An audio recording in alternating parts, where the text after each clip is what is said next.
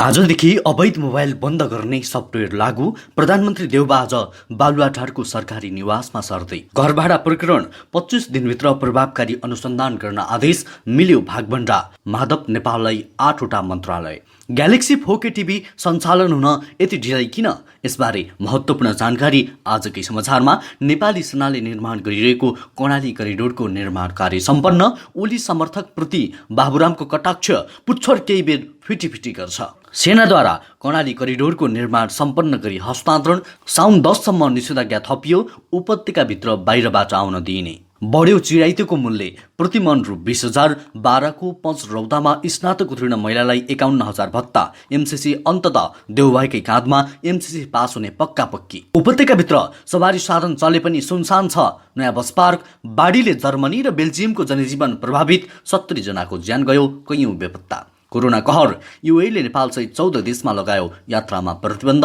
आक्रोशित स्वास्थ्य कर्मीले फिर्ता गरे तलब भत्ता लगायतका आज दिनभरिका केही महत्त्वपूर्ण समाचारहरूको साथमा म सन्तोष कठायत उपस्थित भइसकेको छु।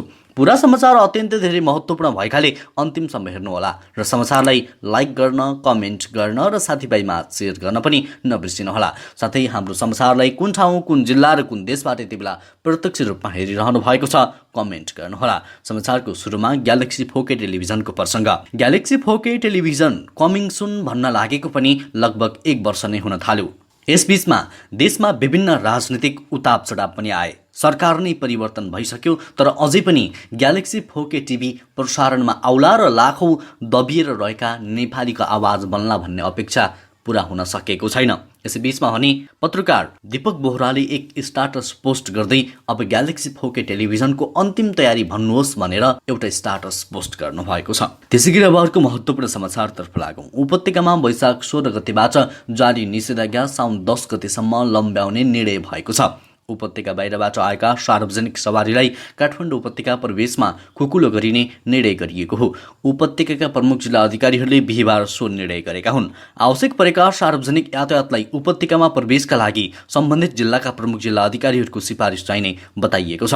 काठमाडौँका पूज्य कालीप्रसाद पराजुली, भक्तपुरका प्रेम प्रसाद भट्टराई र ललितपुरका ढुण्डी प्रसाद निरौला सम्मिलित बैठकले निषेधाज्ञा साउन 10 सम्म लम्ब्याउने निर्णय गरेको हो। त्यसैगरी अब रूपा सुनारको प्रसङ्ग। सर्वोच्च अदालतले रूपा सुनारमाथि भएको जातीय भेदभाव तथा छुवाछुत सम्बन्धी घटनाको 25 दिनभित्र निष्पक्ष र प्रभावकारी अनुसन्धान गर्न आदेश जारी गरेको छ। न्यायाधीश 2 प्रकाश मान सिंह राउत र नहकुल सुवेदीको संयुक्त इजलासले आज उक्त घटनाको अनुसन्धान गर्न आदेश जारी गरेको हो।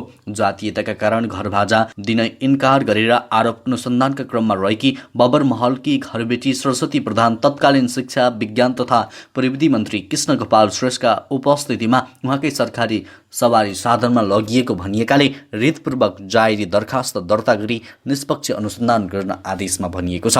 आदेशमा घटनाको प्रकृति र गम्भीरतालाई हेर्दा मुद्दाको अनुसन्धानलाई प्रभावित बनाउने वा कुनै पनि किसिमको विभिन्न जात जाति र समुदाय बीचको सामाजिक सम्बन्ध खलल पार्ने वा सूचना वा श्रव्य दृश्य वा पाठ्य सामग्री उत्पादन प्रचार प्रसार नगर्न भनिएको छ। त्यसैगरी अब अर्को महत्त्वपूर्ण समाचार। प्रधानमन्त्री शेरबहादुर देउबा आज बालुवाटार स्थित सरकारी निवासमा सरेका छन्। उनी आज बिहान 10 बजे बालुवाटार स्थित निवासमा सरेको उनको सचिवालयले जनाएको छ। गत मंगलबार प्रधानमन्त्रीमा नियुक्त भएका देउबा बुढानीलकण्ठ स्थित निजी निवासमा बस्दै आएका छन्। साउने संक्रान्तिको दिन पनि पर्यो। सामान्य पूजापाठ गरेर उहाँ बालुवाटार निवास सर्नुहुन्छ, एक स्रोतले भन्यो। देउबा मंगलबार साँझ प्रधानमन्त्री नियुक्त भएपछि निवर्तमान प्रधानमन्त्री केपी शर्मा ओलीले बुधबार बालुवाटार स्थित सरकारी निवास छाडेर बालकोट स्थित निजी निवासमा सरेका थिए। त्यसैगरी अब अर्को महत्त्वपूर्ण समाचार। सत्तारूढ गठबन्धन बीच मन्त्रालय बाँडफाँडमा सहमति जुटेको छ। बाँकी रहेको 20वटा मन्त्रालयमा आपसी समझदारी कायम गरेर अगाडि बढ्ने समझदारी भएको हो। कानुनी रूपमा 25 जनालाई मन्त्री बनाउन मिल्ने भएका कारण नेपाली कांग्रेसबाट 6, माओवादी केन्द्रबाट 6, जनता समाजवादी पार्टीबाट 6 जना मन्त्री बनाउने विषयमा शीर्ष नेताहरूबीच मोटामोटी सहमति जुटेको बताइएको छ। एमालेका वरिष्ठ नेता माधव कुमार नेपाल समूह सरकारमा सहभागी हुने अवस्थामा बढी नै मन्त्रालय दिनुपर्ने समझदारी पनि गठबन्धन बीच भएको छ। प्रधानमन्त्री शेरबहादुर देउबा र माओवादी केन्द्रका अध्यक्ष पुष्पकमल दाहाल प्रचण्डले वरिष्ठ नेता नेपाललाई सरकारमा सहभागी हुन आग्रह गर्दै आएको छ। जवाफमा नेता नेपालले सरकारमा सहभागी हुन कानुनी जटिलता रहेकाले केही समय लाग्ने बताउँदै आउनु भएको छ। गठबन्धनमा नेपाल समूहलाई 8वटासम्म मन्त्रालय दिने विषयमा नेताहरूबीच सहमति भएको बताइएको छ। त्यसैगरी अब अर्को महत्त्वपूर्ण समाचार। नेपाल दूरसञ्चार प्राधिकरणले शुक्रबारदेखि नेपालमा मोबाइल डिभाइस म्यानेजमेन्ट सिस्टम लागू गरेको छ। अवैध मोबाइल डिजाइन नियन्त्रण गर्ने उद्देश्यसहित जडित प्रणाली लागू भएपछि नेपालमा भित्रिएका अवैध मोबाइल बन्द र वैध मोबाइल मात्रै सञ्चालन हुने अवस्था सिर्जना गर्नेछ। 6 महिनाभित्र काम सक्ने गरी प्राधिकरणले 2076 असारमा 76 करोड लागत ठेक्का दिए पनि लकडाउनका कारण भन्दै ढिला गरी यो प्रणाली सञ्चालनमा ल्याइएको थियो। साउन 1 गतेदेखि सुरु गर्ने घोषणा भए पनि यो नै प्रणाली कस्तो हो, यसले कसरी काम गर्छ, कस्ता मोबाइल बन्द हुन्छन् भन्ने जनचासो रहँदै आएको छ। विदेशमा चोरी भएका र कर नतिरी नेपाल भित्रिएका मोबाइल सेटको प्रयोग निरुत्साहित गर्न यो प्रणाली लागू भएको हो। अवैध रूपमा आयात हुने मोबाइलमा भ्याट र भन्सार शुल्क पनि लाग्छ र भन्सार छलेर ल्याइएका मोबाइलमा भन्सार र भ्याट पनि नतिर्दा यस्ता मोबाइल बजारमा सस्तोमा पनि पाइन्छ। तर नतिरिएको मोबाइल सस्तोमा पाइने भएकाले यस्ता मोबाइलको बिक्री बढी हुन्छ। यसबाट सरकारले राजस्व पनि गुमाउँछ। त्यसैगरी अब अर्को महत्त्वपूर्ण समाचार। जसपाका संघीय परिषद अध्यक्ष डाक्टर बाबुराम भट्टराईले एमाले अध्यक्ष केपी शर्मा ओलीका समर्थकहरूले सडकमा तमासा गरेको बताएका छन्। ओलीका समर्थकहरूको प्रदर्शनलाई उनले पूर्व प्रधानमन्त्री भट्टराईले सामाजिक सञ्जालमा लेखेका छन्। खसीको टाउको छिनालिसकेपछि पनि पुच्छर केही बेर फिटी गर्छ। ओलीको बहिर्गमन पछिको सडक तमासादेखि लुम्बिनी प्रदेशको जात्रासम्म हेर्दा त्यही पुष्टि हुन्छ। कुर्सीमा नरही आकाशै खस्छ भन्ने ओली प्रविधि हिटलरी नाजीवाद फाँसीवादसँग मिल्दो भएको पनि भट्टराईले उल्लेख गरेका छन्। त्यसैगरी अब अर्को महत्त्वपूर्ण समाचार। नेपाली काङ्ग्रेसले 2078 वैशाखदेखि यताका बाढी पहिरो पीडितलाई प्रति परिवार 25,000 रुपियाँ दिने भएको छ। बाढी पहिरो पीडित विपद व्यवस्थापन समितिको बिहिबार पार्टी केन्द्रीय कार्यालय सानेपामा बसेको बैठकले तत्कालका लागि प्रति परिवार 25,000 रुपियाँ दिने समितिका संयोजक मोहन बस्नेतले जानकारी दिएका हुन्। बाढी पहिरोको पीडित उद्धार तथा राहतको सम्बन्धमा सरकारले पार्टीको तर्फबाट कुनै पनि किसिमको भूमिका निर्वाह गर्नुपर्ने परिस्थितिमा सहज होस् भन्ने उद्देश्यका साथ यही असार 4 गते बसेको केन्द्रीय समितिको बैठकले बाढी पहिरो पीडित विपद व्यवस्थापन केन्द्रीय समिति गठन गरेको थियो। बाढी पहिरो लगायतका प्राकृतिक विपद सधैँ आइरहने भएकाले नियमित क्यालेन्डर जस्तै गरी बेहोर्नुपर्ने भएकाले यसको व्यवस्थापनमा सहयोग पुगोस् भन्ने उद्देश्यका साथ समिति बनेको बताएका छन्। त्यसैगरी 2 महिना लामो निषेधाज्ञापछि मुलुकको राजधानी काठमाडौँ उपत्यकामा सार्वजनिक सवारी साधन सञ्चालनमा आए पनि नयाँ बस पार्क भने सुनसान नै छ। विश्वका विभिन्न मुलुकसहित नेपालमा पनि नयाँ भेरिएन्ट सहितको दोस्रो चरणको कोरोना संक्रमण बढेपछि वैशाख 16 गतेदेखि सरकारले गरेको निषेधाज्ञासँगै बन्द गरेको नयाँ बस पार्कमा अहिलेसम्म पनि चहल पहल हुन सकेको छैन। देशैभरका भाडाका बस आउने र जाने नेपालको एकमात्र राष्ट्रिय बस पार्क गङ्गोब स्थित नयाँ बस पार्क उपत्यका बाहिरका सवारी साधन उपत्यकाभित्र प्रवेश गर्न नपाउँदा सुनसान बनेको हो। नयाँ बस पार्कमा देशभरका 65 भन्दा बढी जिल्लाबाट 1000 भन्दा बढी सार्वजनिक सवारी साधन दैनिक आवत जावत गर्दै आए पनि कोरोना संक्रमणका कारण उक्त कार्य रोकिँदै आएको छ। कोरोना संक्रमणकै कारण यातायात बन्द हुँदा नयाँ बस पार्कमा मासिक रु 2 करोड 50 लाख नोक्सानी हुँदै आएको छ। त्यसैगरी अब अर्को समाचार। नेपाली सेनाले निर्माण गरिरहेको राष्ट्रिय गौरवको आयोजना कर्णाली करिडोर निर्माण कार्य सम्पन्न भएको छ।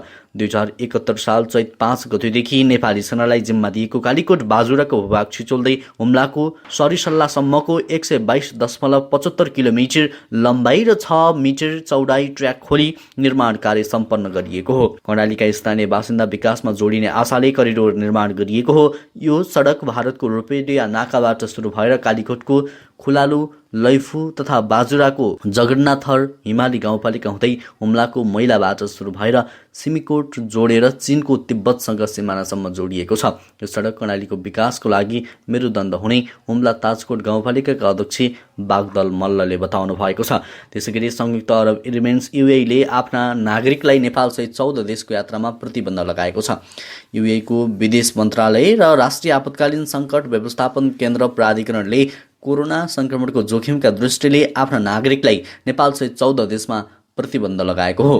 मन्त्रालयका अनुसार यो प्रतिबन्ध आगामी साउन 6 गतेलाई लम्ब्याइएको छ। युएईले आफ्नो नागरिकलाई नेपाल र भारतसहित Bangladesh, Pakistan, Sri Lanka, Vietnam, Namibia, Zambia, Congo, Uganda, Sierra Leone, Liberia, दक्षिण अफ्रिका र नाइजेरियाको यात्रामा प्रतिबन्ध लगाएको हो। त्यस्तै युएईको विदेश मन्त्रालयले अन्य देशका भ्रमणमा परि कोभिड-19 सम्बन्धी सबै प्रकारका सतर्कता अपनाउन आफ्ना नागरिकलाई आग्रह गरेको छ। त्यसैगरी अब अर्को समाचार। लगातारको वर्षापछि आएको बाढीले युरोपेली देश जर्मनी र बेल्जियमको जनजीवन प्रभावित भएको छ। बाढीमा परेर 70 जनाको ज्यान गएको छ। ज्यान गुमाउनेमा धेरै जसो जर्मनीका नागरिक रहेका छन्। बाढीमा परेर केही हराइरहेका छन्। सुरक्षाकर्मीले हेलिकप्टर मार्फत बाढी र डुबान प्रभावित क्षेत्रमा उद्धारको काम गरिरहेको बीबीसीले जनाएको छ। संयौं नागरिकहरू उद्धारको पर्खाइमा घरको छतमा बसेका छन्। बाढीका कारण पश्चिमी जर्मनीका विद्यालयहरू बन्द गरिएको छ भने कैयौं सडक खण्डमा पनि क्षति पुगेको छ। बाढी प्रभावित क्षेत्रमा आपतकालीन व्यवस्था लागू गरिएको छ। पश्चिमी जर्मनीसँग जोडिएका अन्य देशमा पनि बाढीको असर परेको खबरमा उल्लेख छ। आज पनि जर्मनी, बेल्जियम, नेदरल्यान्ड्स लगायत युरोपका केही देशमा ठूलो पानी पर्ने चेतावनी दिएको छ। पश्चिमी युरोपमा 1 शताब्दीकै भीषण वर्षा भएको त्यहाँका मौसम विभागले जनाएका छन्।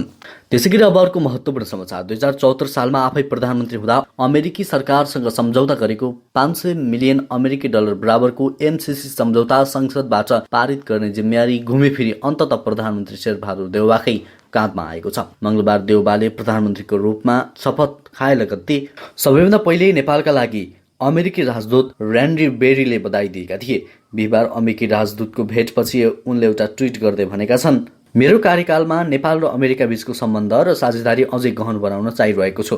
दर्शकवृन्द, नेपालमा एमसिसी पास हुनु ठिक कि बेठिक? यदि ठिक होइन भने नो एमसिसी भनेर कमेन्ट गर्नुहोला। त्यसैगरी अब अर्को समाचार। पछिल्लो 1 साता यता चिराइताको मूल्यमा सुधार आएको छ। सुअघि ताप्लेजुङमा प्रतिमन रु 8,000 का दरले कारोबार भइरहेको चिराइताको मूल्य 81 बढेर हाल रु 15,000 का दरले कारोबार भइरहेको छ। उता झापाको वृद्धा मोडमा भने प्रतिमन रु 20,000 का दरले कारोबार भइरहेको व्यापारीले जनाएका छन्। यसअघि झापामा प्रतिमन 13,000 कारोबार भइरहेको थियो।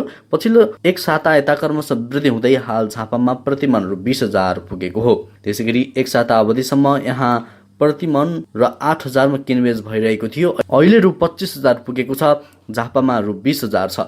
व्यवसायी सबिन बानियाले भन्नुभयो, पछिल्लो सिजनमा उत्पादन न्यून रहेको र हाल भारत लगायतका विभिन्न ठाउँबाट यसको माग बढेकाले मूल्य पनि बढेको जानकारी दिनुभएको छ।